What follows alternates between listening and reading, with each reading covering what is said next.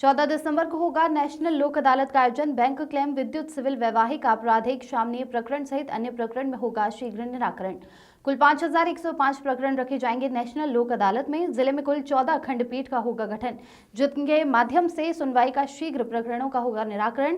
गत नेशनल लोक अदालत पेंडिंग प्रकरण 3485 में से 639 एवं प्रीलिटिगेशन 16570 प्रकरण में से 2039 का होगा निराकरण।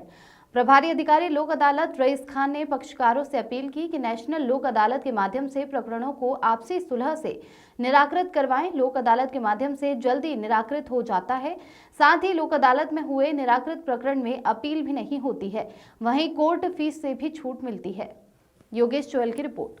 जी, मैं बताना चाहूँगा कि इस वर्ष की ये चौथी और अंतिम राष्ट्रीय लोक अदालत का आयोजन होना है, जो 14 दिसंबर को होना है।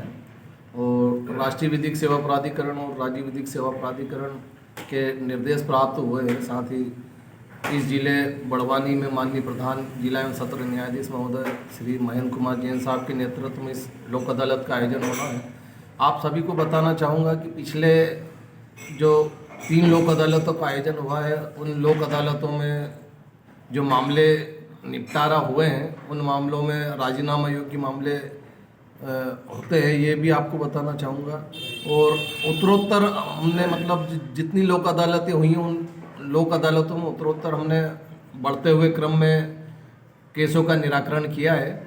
आपके माध्यम से ये भी बताना चाहूँगा कि इस जो लोक अदालत है, ये जो चौथी लोक अदालत आयोजित हो रही है, इसमें पूरे ज़िले में 14 खंडपीठों का गठन किया गया है और लगभग 5105 प्रकरण प्री लिटिगेशन प्लस लिटिगेशन दोनों मिला के रखे गए हैं। लिटिगेशन लेवल स्तर के मामले 1966 है और प्री लिटिगेशन 3139 मामले हैं।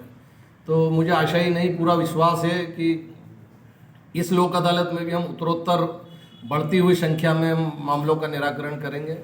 लोक अदालत के बारे में एक बात और बताना चाहूँगा कि जो लोक अदालत के मामले में डिस्पोजल होता है मामले का, उसमें कोई अपील नहीं होती है। पक्षकारों के मध्य सद्भाव और सामंजस्य का माहौल स्थापित होता है। जो द्वेषता होती है वो ख़त्म हो जाती है, उसकी कोई अपील नहीं होती है। बहुत सारी चीज़ें जैसे 138 के मामलों में जो इम्पोज होती है पेनल्टी, वो भी बहुत कम नॉमिनल हो जाती है। इसके अलावा राजीनामा योग्य मामलों का ही इस लोक अदालत के माध्यम से हम निराकरण करते हैं।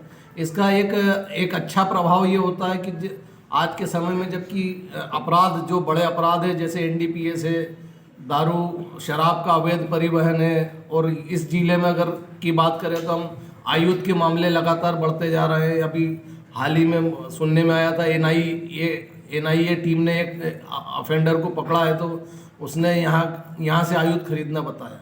तो ऐसे अपराधियों से निपटने के लिए हमारे लिए ये लोक अदालत जो एक फोरम है, ये एक अच्छा फोरम साबित हो सकती है कि छोटे मामले को हम जो छोटी छोटी बातों को लेकर हो जाते हैं, अपराध गठित होते हो, तो उन मामलों को हम इन लोक अदालतों के माध्यम से निपटाएंगे। तो जो बड़े अपराध है, जो व्यवसायिक क्रम में अपराध कर रहे हैं, उन अपराधियों से हम अच्छे से निपट सकेंगे, क्योंकि जज के पास उन बड़े अपराधों के लिए ज़्यादा समय देने के लिए समय होगा और उन अपराधियों को हम समय रहते दंडित कर सकेंगे।